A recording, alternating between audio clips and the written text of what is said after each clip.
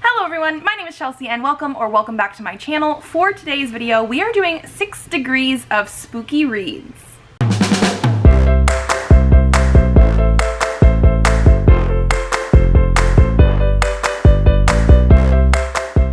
So this is a video idea that I'm stealing from Bookstagram. I first saw this on Mariah's Instagram at Raya Wambi. I will leave her Instagram link down below. I know this is something else that other people have done. Like, this was not also something that she thought of by herself. We also have chelsea.zhao.reads, as well as Books Above Everything. I know for a fact I have seen it on their Instagrams as well. I will leave it linked down below.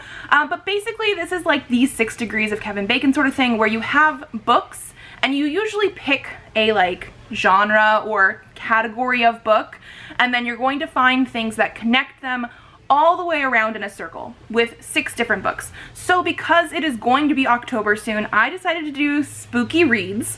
I'm definitely thinking I'm going to do this later, either this year or next year, and do different categories of books because I think it's really fun. But I decided to do spooky books. So we are going to be starting with one book and making our way all the way around back to that same book with different tropes or things that connect the books together. You'll see what I mean. So the first book that I have here for a spooky read is Home Before Dark by Riley Sager. Riley Sager does a lot of like mystery thriller type of books, and this one right here has the like, is it actually paranormal sort of trope. One of the things that I absolutely love, but like the whole time you're reading it, you're not sure if it's actually gonna turn out to be paranormal or if something else is going on. This book does follow a character who is going back home after her father has passed away, and this is like a childhood home that she doesn't remember much of, and she's trying to figure out if some of the stuff that apparently happened in her childhood is true, because her father wrote a book saying that this house was haunted when she was younger. So we are having that whole question throughout of, is this actually paranormal? Another book that does that as well is The Merciless by Danielle Vega. This is a book that deals with, is it paranormal? It has a character who is trying to like get into this group of popular girls, or ends up getting taken in by the popular girls, but sort of in order to join that group, they want her to help do an exorcism on a former friend because they say she is possessed by a demon. Again, we don't actually know if it's paranormal for most of the book. I really enjoy this one. I love the fact that it is hot pink, because I mean just a book about a potential exorcism and it's hot pink. This one is going to be YA, which is going to connect it to our next book on the list. Another YA spooky book is Rot and Ruin by Jonathan Mayberry. So this one is also going to be dealing with zombies, which is where we'll get into our next one. But this is a YA zombie apocalypse book. We are dealing with these characters after the zombie apocalypse has already started, and our main character is sort of in the family business of like going out and killing zombies because of the fact that this is, you know, post-zombie apocalypse. There are only certain factions, like certain areas that real humans are in. I have not finished this series yet, but it is one that I had a lot of fun reading when I read the first couple books, and I actually own like the whole thing, so I need to continue. But we have YA with zombies. And so the next book that I have here also has zombies. We have Night of the Living Trekkies by Kevin David Anderson and Sam Stahl. This is one of those ones that I personally really love, but a lot of people are like, Night of the Living Trekkies? Really? Yes. Yes, it is. This is a book set at a Star Trek convention. It does have some like little tropes and stuff. Like our main character in this one is called Jim Pike, which is like 2 Star Trek captains' names.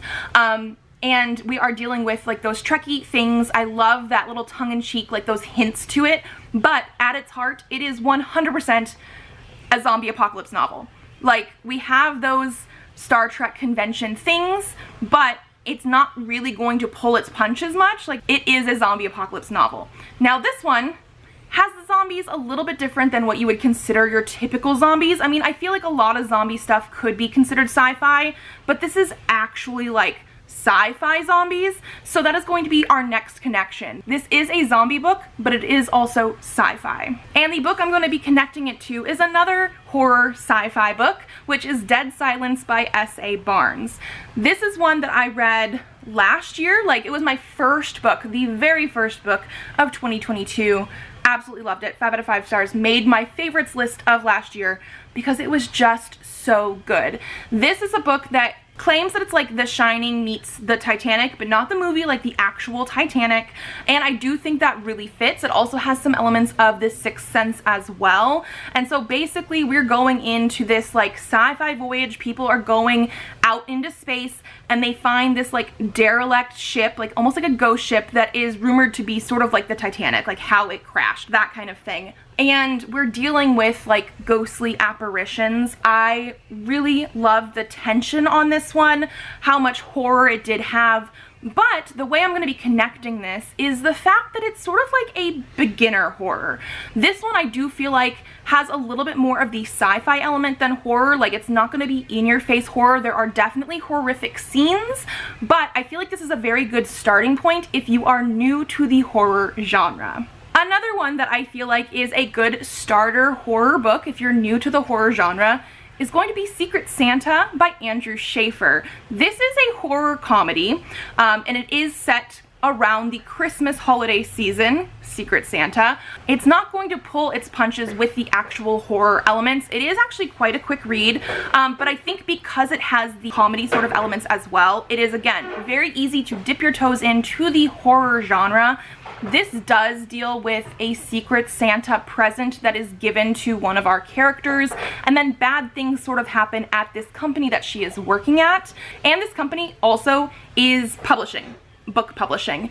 This is set in the 80s, which I think is very, very fun, but it really revolves around different horrific comedy sort of stuff that is happening at this book publishing company. So that's where it's going to go back to our very first book of this video, is the fact that we do have a publishing book element here. And we made our way back to Home Before Dark. So like I said earlier in the video, this does have the fact that her dad made a book, wrote a book about the ghostly things that happened when she was younger at this house. And we actually sort of have like a dual timeline perspective with the book that the dad published. So we have what's happening in the present day with our main character, but then we do also have not exactly flashbacks, but we have like his publishing excerpts from the book in here that explain what he saw in the house back in the day. And that's the kind of stuff that she's trying to see if it's actually true. So we made our way from Secret Santa back to this one with book publishing. And that's it. That is the 6 degrees of spooky reads, from me at least. Other people that do this will obviously have different connections between the books, but I hope you enjoyed this video. I had a lot of fun figuring out exactly how these went together, and again, like I said, it's something I would love to do in the future. So if you like this video, give it a thumbs up to let me know. Subscribe to this channel if you'd like to see more videos. I do have videos coming out on Tuesdays and Thursdays, so I will see you then. Bye!